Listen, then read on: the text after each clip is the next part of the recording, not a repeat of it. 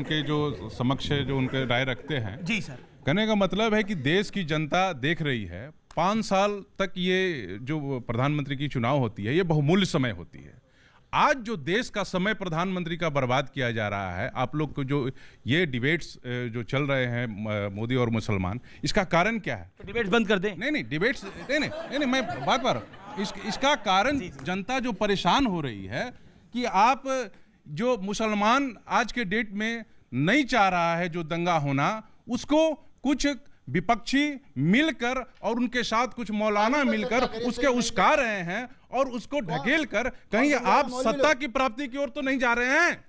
ये सवाल है। ये निशांत, ये बड़ा वाजिब सवाल है। एक सेकंड, आपसे सवाल नहीं है, आपसे सवाल निशांत से सवाल उन्होंने पूछा। निशांत, आखिरकार प्रियंका गांधी और राहुल गांधी चल दिए उत्तर प्रदेश की तरफ, उनको लगा कि बात से पॉलिटिकल पॉइंट स्कोर होगा, राजघाट पे धरना करा, ठीक है, लेकिन यह भी तो देखना चाहिए उन्हीं के एक एमएलए पर जामिया के मामले पे आसिफ खान पर एफआईआर दर्ज हुई है, किस बारे ये भी में? सोचना चाहिए। जब एफआईआर दर्ज हुई तो जेल में क्यों नहीं डाला? पहली बात, आपका सवाल बहुत अच्छा है और आपकी जनाब बात बहुत अच्छी थी। तकलीफ ये है कि ये लोग जो हैं भारतीय जनता पार्टी वाले, मान के चलिए ये हकीकत में टारगेट तो मुसलमान को कर रहे थे, बदले में पूरा टारगेट हो गया हिंदुस्तान। आज पूरा टारगेट मुसलमान कर रहे थे, जिम्मेदारी से कह रहे हैं आप। मैं जिम्मेदारी से कह रहा हूं, मुझे आरएसएस के गोलवालकर गुरुजी से लेकर के मोदी जी तक सबकी आइडियोलॉजी समझ में आती है। मैं कल 2014 में सुबुई जी नहीं पैदा हुआ, तो मोदी साहब और शाह साहब ये बोलते तो रोज टीवी पे आके या चुनावी रैली में, उसका अंत कुछ नहीं होता। और ये आपकी बात को मैं जोड़ता हूं और इनसे सवाल करता हूं। आपने बोला कि टारगेट हिंदुस्तान हो गया और इनका सवाल यह था क्या ये सत्ता प्राप्ति के लिए आप लोग कर रहे हैं? सत्ता प्राप्ति के लिए कोई नहीं करता, सत्ता बचाए रखने के लिए।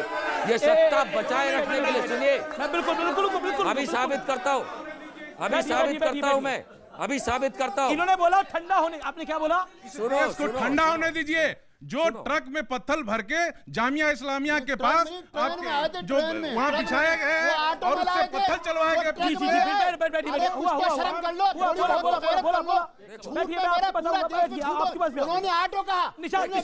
क्या ये सत्ता प्राप्ति के लिए है? क्या ये सत्ता प्राप्ति के लिए? आप बैठिए। एक बात समझ लीजिए, जितने बच्चे पे मुकदमा चला हर बच्चे की पैरवी की जाएगी, जो करना करा जाए। हम सत्ता के विरोध में, हम संविधान के साथ खड़े नहीं, पर ये सत्ता के लिए है क्या? ये सारा विरोध सत्ता के लिए है? आप बैठिए, ऑडियंस अधिकार के लिए। एक सेकंड, ये बहुत बड़ा कुछ बोला अब आपने। ये सत्ता के लिए है क्या? एक सेकंड, ये सत्ता के लिए कर रहे हैं क्या आप लोग? ये सत्ता के लिए है क्या? अब मैं बताता हूं, एक सेकंड, सत्ता के विरोध, ये सत्ता के लिए है क्या? नीतियों का विरोध है। अब ध्यान से सुनिएगा, सत्ता के लिए कौन क्या कर रहा है। एक आदमी है भाजपा का नेता, दिल्ली की सड़कों पे निकला, बाहर करो गद्दारों को, गोली मारो सालों को। कौन था? जवाहरलाल नेहरू था, राजीव गांधी था, कपिल मिश्रा था। इनका बीजेपी नंबर 1। सत्ता की बात करते मान्यवर आचार्य जी, आपकी बात आप सत्ता की प्राप्ति, कांग्रेस सत्ता की प्राप्ति के लिए कर रही है। नहीं दे रहे, अब जवाब दो ना, दीजिए। किसी के बीच में आप नहीं बोले, मेरे बीच में क्यों बोल रहे? सत्ता के लिए ये जो एनआरसी को लेकर के मुकदमा लड़ा जाएगा, बस।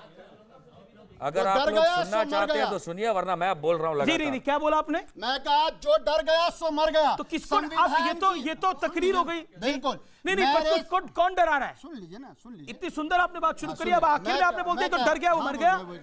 जो भी अपने संवैधानिक अधिकारों से मुंह मोड़ के जाएगा, बाबा साहब ने 22 प्रतिज्ञा लेते वक्त कहा था, 22 अक्टूबर को कहा था, जो संवैधानिक अधिकारों से मुंह मोड़ेगा इस देश में उसकी बाबा साहब ने कहा था कि पत्थर चलाइए, बाबा साहब ने कहा था बस चलाइए, बाबा साहब ने कहा था पुलिस वालों को मारिए, बाबा साहब ने कहा था कि झूठ फैलाइए, भ्रम फैलाइए। सुनिए, मैं कहता हूं जो भी पत्थर उठा रहा संविधान के नाम पे सारे गद्दार।